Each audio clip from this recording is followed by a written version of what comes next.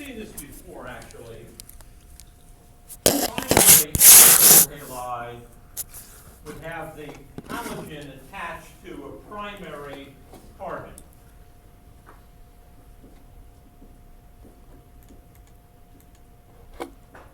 For instance, chloroethane. That's a classical primary alkyl halide. Just to remind you, a primary carbon is a carbon that's attached to just one other carbon. Now, this system excuses the special case of methyl chloride or methyl bromide or methyl iodide because that's not primary. The definition is a carbon attached to one other carbon. And just consider the special case of like methyl iodide as what it is. And by the way, methyl iodide is, if you're going to see an iodinated organic compound, that's the one you will see. Methyl iodide is actually quite popular. I have a lot of it in my lab because that's the only CH3X that isn't a gas. CH3Cl, CH3F, CH3Br, those are all gases. So if you want CH3X, you have to use methyl iodide, which is a liquid, or you deal with a gas, which is inconvenient, has to be delivered from a pressurized cylinder, and it's hard to determine how much you're getting out of the cylinder, etc. So you will see methyl iodide simply because it's a low boiling organic liquid. But you will find it in the refrigerator, away from the light, and in a heavily, either a black or a heavy brown amber bottle to protect it from the light. Okay, so that's primary. The secondary would be something like this, where the bromine is attached to a secondary carbon. That's a secondary alkyl bromide. And then, of course, the tertiary. One example would be that one there. The chlorine is attached to a carbon that is, in fact, attached to 3 other carbons. So it's tertiary.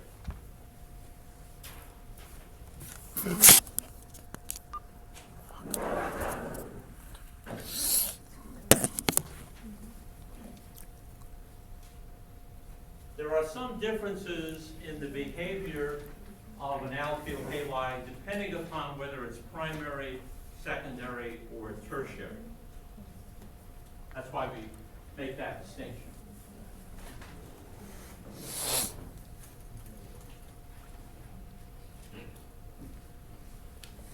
Now, the reaction that we're going to talk about in some detail is nucleophilic substitution. It is a mechanism or a way of reacting for certain types of organic compounds. The mechanism symbol is capital S for substitution and then lowercase n for nucleophilic. So SN, the S is for substitution,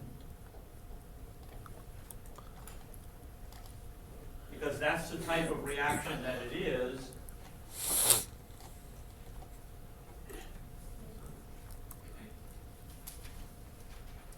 And the N stands for nucleophilic.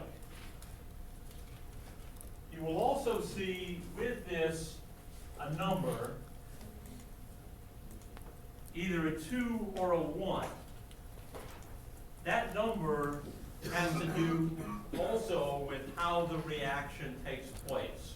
I'll explain what that number means, but it refers to what's called the reaction order.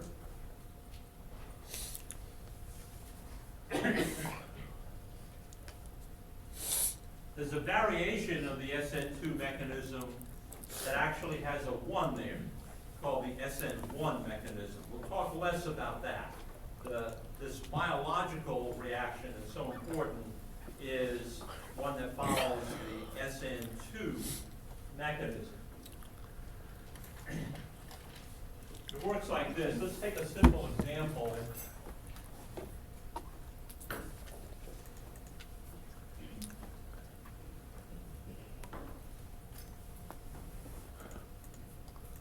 Now, this is not a complete picture, but organic chemists do this all the time. It's a form of laziness, no question about it, but it's also a form of focus. I'm not interested in a lot of extraneous details. For instance, the hydroxide ion, where'd that come from? You can't have a bottle of hydroxide ion. You either have sodium hydroxide or potassium hydroxide or calcium hydroxide. Every anion always comes with a companion opposite ion, the cation. But you learn in freshman chemistry about what they call spectator ions. It doesn't matter whether that was sodium hydroxide or lithium hydroxide. The metal has nothing to do with it. The essence of the reaction is between HO minus and this organic molecule. And the reaction is going to be one where a collision must occur with exactly the right geometry and with enough energy of impact so that the hydroxide ion attempts to form a bond to this CBr carbon. Now, why would it do that? Well, first of all, the collision is completely random. Molecules don't go after one another. They're not vengeful. They just collide because they're whizzing all over the place from thermal energy.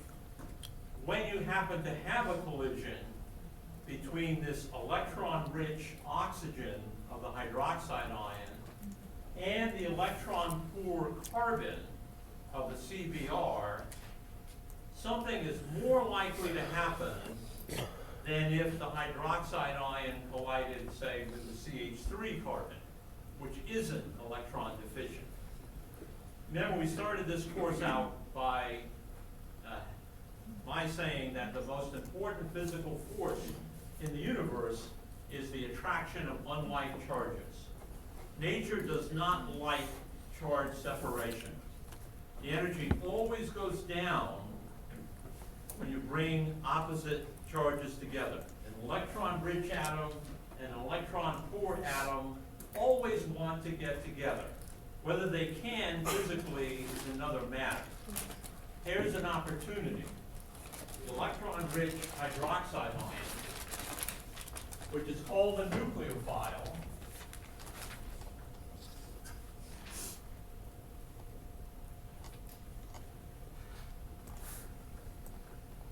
which literally translates into positive or nucleus loving,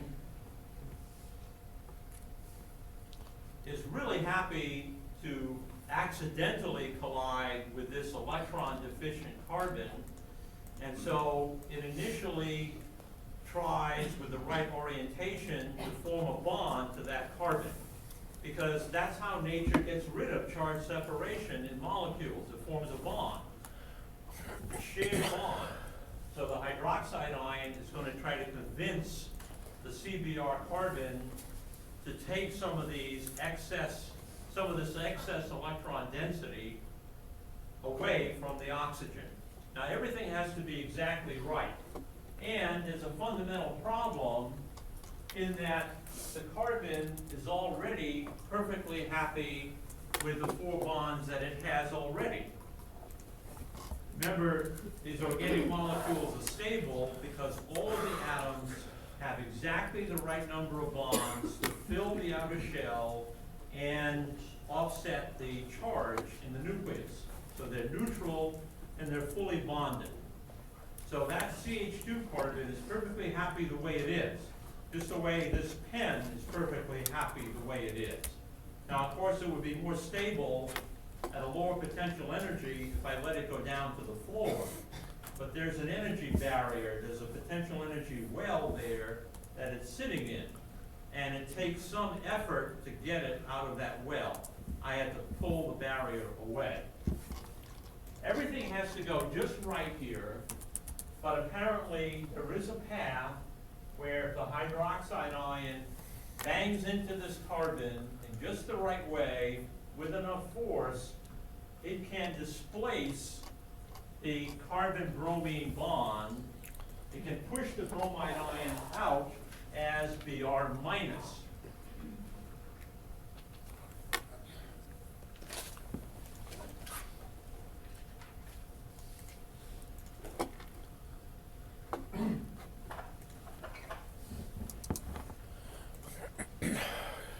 So the substitution takes place where the hydroxide ion substitutes for the bromide ion.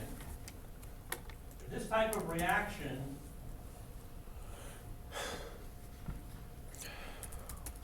nucleophilic substitution, the bromide ion is referred to as the leaving group. Okay, it primes that carbon for this reaction by being what it is, which is an electron withdrawing group. I mean, let's face it, the bromine is what's causing that carbon next to it to be electron deficient. If that bromine were there, this would never happen. So with the right collision, right geometry, right energy, the hydroxide ion is capable of forming a new bond to that carbon and pushing out the old carbon-bromine bond as Br minus. So that bromide ion is the leaving group. And it helps to view this from a particular prejudice. Organic chemists have a prejudice in favor of the organic molecule. We always think of the organic molecule as being attacked by the inorganic reagent.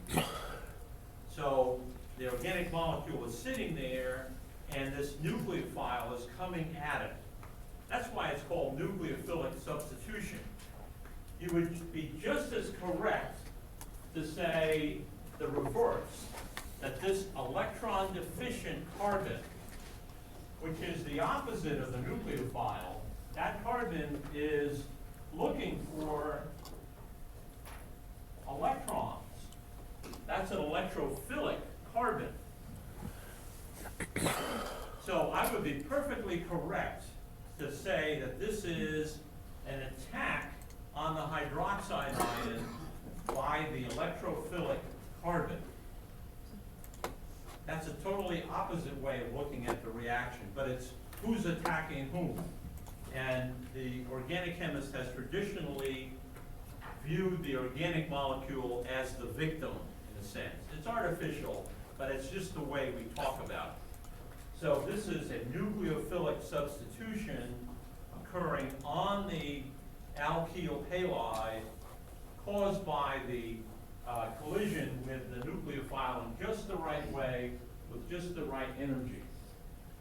Now these reactions are often reversible because nucleophiles are electron rich by definition. And when the nucleophile bonds to the carbon and pushes out the bromide ion, that leaving group is able to leave because it's relatively okay as an electron-rich bromide ion. So that, in a sense, can also be a nucleophile, and it could come back and reverse the whole thing. Leaving groups that are good leaving groups also turn out to be good nucleophiles, because electron richness is part of both properties. So these are always reversible. And it's very difficult to predict the position of the equilibrium. Your book spends a fair amount of time trying to get you to see that, but I wouldn't bother with it. Because when people write papers and books, they tend to exaggerate the importance of theory over experiment. Chemistry, particularly organic chemistry, still remains an experimental science. So the notion of whether this equilibrium lies to the right or the left is completely irrelevant to me, because if I need to run that reaction from left to right, I'm going to run it. And if it doesn't work, it doesn't work. If it does work, fine. If you tell me, don't run that reaction because my textbook says it doesn't work, I'm just going to ignore you, because I need to do that, and I need to see for myself. Organic chemistry is still that way. There are too many factors to generalize and drive experiment based on theory. Theory comes from experiment, not the reverse. So don't worry about whether these reactions, even though they're reversible, go well or poorly. The fact that they're capable of going at all is the important issue. You should always assume I can do a nucleophilic substitution. Reality may say otherwise, but the theory is okay. Nucleophiles always want to go to the partially negative, or just the positive? Nucleophiles are electron rich by nature.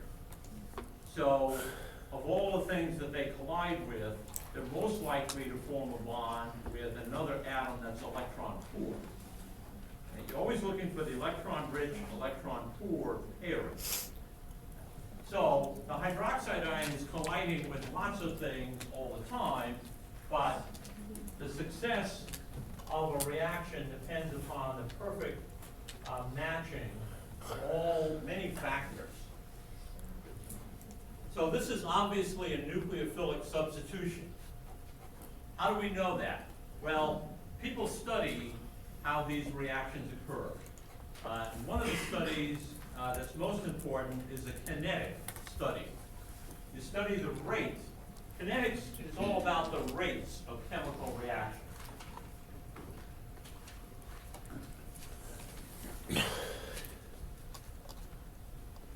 So you've got hydroxide ion and ethyl bromide at the beginning of the reaction at a certain concentration. Now it looks certainly, if you want substitution, it's a 1-for-1 reaction. One hydroxide ion, one ethyl bromide.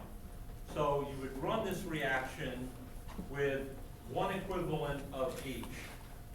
And if you're a kineticist, you would measure the rate of this reaction. How fast does it occur? Not an easy thing to do, but there are ways to do that. So you measure the rate, and then you, let's say 1-to-1, and then you alter this, let's say to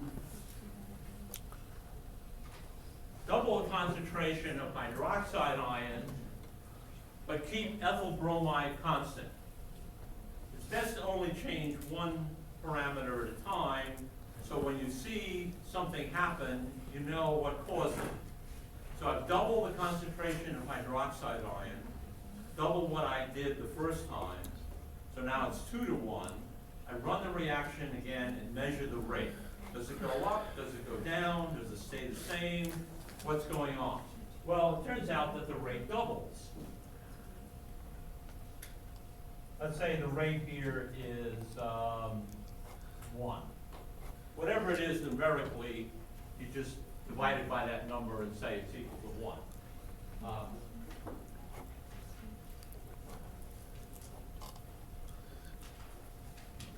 Here, the rate's going to double, which implies that the rate is directly dependent on the concentration of hydroxide ion. If you double the amount, the rate doubles. In fact, if you quadruple the amount, the rate quadruples for the whole reaction. What that tells you is that hydroxide ion is involved directly in the transition state for the rate limiting step, whatever it is. You don't know what that is, but whatever transition state you envision for this reaction has to have hydroxide ion in it. One molecule of hydroxide ion. if I had doubled the concentration of hydroxide ion and the rate had quadrupled, then I would have to put 2 hydroxide ions in that picture. Okay, now let's go to the opposite case where we keep hydroxide ion the same and double the concentration of the other reagent, ethyl bromide, and you find that the rate doubles again. So the kineticist would say this reaction is first order, meaning directly dependent on hydroxide ion, and first order in ethyl bromide, or second order overall. You add them up. So it's first order in nucleophile and first order in alkyl halide. And that's where the 2 comes from in the SN2. So now you have to come up with a picture for how this reaction occurs, and that's a big clue there, that kinetic data. Now, keeping things as simple as possible, you would assume that a mechanism is a one-step affair. There's no need to complicate it as if it occurs in 2 steps. So if we picture the hydroxide ion reacting with the ethyl bromide and then going to the products. So here's hydroxide ion, ethyl bromide, here's bromide ion, ethanol, the products. There's the transition state for what must be the rate limiting step. This is only one, I'm presuming there's only one step. And that contains both hydroxide ion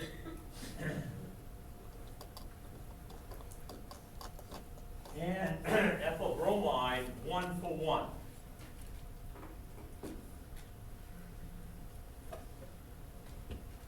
Now this doesn't prove that the mechanism is just a bump and go kind of process as I drew it on the board, but it doesn't contradict that, and you could argue that it's a